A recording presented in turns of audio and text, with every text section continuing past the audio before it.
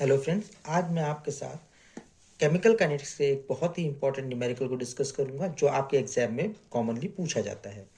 तो इस क्वेश्चन में हमेशा आपको किसी एक फर्स्ट ऑर्डर रिएक्शन के लिए 50% रिएक्शन कंप्लीट होने में जितना टाइम लगता है वो गिवन होता है और आपसे पूछता है कि बताइए इसके 80% या फिर किसी एक गिवन परसेंटेज ऑफ रिएक्शन को कंप्लीट होने में कितना टाइम लगेगा। इस क्वेश्चन को सॉल्व करने के लिए सबसे पहले हम क्या करते हैं कि हमें पता है ये फर्स्ट ऑर्डर रिएक्शन है, तो हम यहां लिख देते हैं फर्स्ट ऑर्डर रिएक्शन है। फर्स्ट ऑर्डर रिएक्शन में जो हमारे पास ये 50% कंप्लीशन रिएक्शन बोल रहा है, मतलब ये हमें दिया है कि यहाँ पे 50% रिएक्शन कंप्लीट हो गई, तो इस रिएक्शन के लिए हाफ रिएक्शन में जो टाइम लगता है उसे कहते हैं टी हाफ, और ये टी हाफ हमें दिया है 25 मिनट, तो यहाँ पे हम इसे लिख देते हैं 25 मिनट। अब क्या करेंगे, जो फर्स्ट ऑर्डर रिएक्शन होता है इसका जो टी हाफ होता है उसके लिए एक रिलेशन होता है, वो रिलेशन होता है यहां से हम लोग यूज करते हैं k is equal to 0.693 upon T half. तो इस रिलेशन से सबसे पहले हम इस k की वैल्यू निकालेंगे, तो यहां पे हम इसे लिख देते हैं 0.693 अपॉन 25 पर मिनट। अब क्या कीजिएगा, आप इसे सॉल्व नहीं कीजिएगा, इसे ऐसे ही यहां छोड़ दीजिएगा।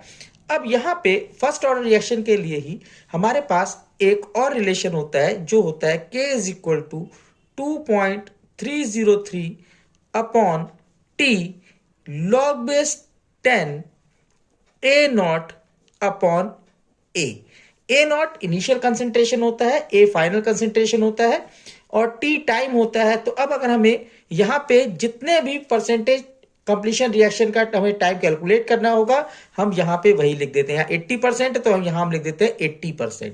तो अब 80% को हम इधर ले जाएंगे तो क्या हो जाएगा, t 80% is equal to 2.303 upon k log base 10 A naught upon ए।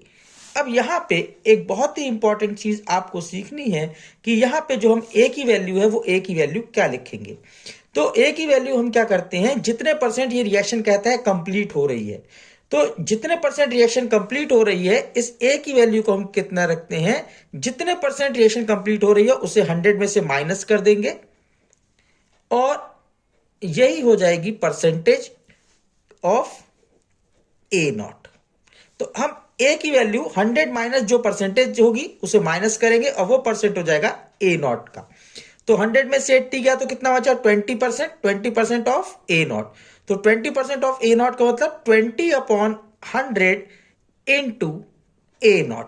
तो हमारे पास ए की वैल्यू जो हो जाएगी वो हमारे पास आ जाएगी 1/5 ए नॉट। अब हम ये जो हमारे पास वैल्यू आई है 1/5 ए नॉट, इस वैल्यू को हम इस रिलेशन में प्लेस कर देंगे। तो जब हम इसमें प्लेस करेंगे तो यहां पे क्या आ जाएगा हमारे पास, t 80% is equal to 2.303 upon k की वैल्यू हमारे पास कितनी आई थी, 0.693 अपॉन 25 लॉग बेस 10, यहां पे ए नॉट और यहां पे ए की जगह ए नॉट बाई 5। तो ए नॉट बाई 5 आ जाएगा, तो ए नॉट से ए नॉट कैंसिल, ये 5 अपॉन से ऊपर चला जाएगा। तो यहां पे हमारे पास क्या हो जाएगा, ये आ जाएगा 2.303 0.693 अपॉन 25 लॉग बेस 10 5। अब लॉग बेस 10 5 की वैल्यू में गिवन है, तो ये हो जाएगा 2.303 25 ऊपर आ जाएगा। तो अब हमारे पास सॉल्यूशन क्या आ जाएगा, 2.303 upon 0.693 into 25 into log base 10 5। अब जब हम इसकी वैल्यू पुट कर देंगे लॉग बेस 10 5 की, तो यहां आ जाएगा 2.303 0.693 इंटू 25 इंटू 0.6990। अब आपको क्या करना है, ये याद रखिए, जब भी 2.303 और 0.693 एक साथ होंगे तो इन्हें यहां पे आप कट कर दीजिएगा और यहां पे लिख दीजिएगा डायरेक्ट 0.3010। और ऐसा इसलिए होता है क्योंकि यहां पे जब हम 2.303 की हमारे पास अगर मल्टीप्लाई कर दे 0.3010 से तो हमें वैल्यू मिलती है 0.693। तो हमें जब ये वैल्यूज मिल जाएंगी, अभी इन्हें सॉल्व करते हैं, डेसिमल कैंसिल आउट कर देंगे, तो यहां हमारे पास रह जाएगा 25 इंटू 6990 अपॉन 3010। यहां से हम इसे जीरो को कैंसिल आउट कर दें, 301 से 699 को अगर हम डिवाइड कर देंगे तो यहां हमारे पास करीब करीब वैल्यू आती है 2.32। और यहां पे अगर 2.32 वैल्यू आती है, अगर हम इसे मल्टीप्लाई कर दें 25 से, तो यहां पे हमारे पास कितना आएगा, 25 2 50 का 0 एंड 5, 25 3 75 एंड 75 प्लस 5 80, तो 0 एंड 8, 25 2 50 और ये आ जाएगा 58। तो इसकी वैल्यू आ जाती है 58.00 मिनट। तो इस तरीके से कभी भी अगर कोई न्यूमेरिकल आएगा तो आप इसे इजीली सॉल्व कर सकते हैं, आपको सेम मेथड अप्लाई करना पड़ेगा।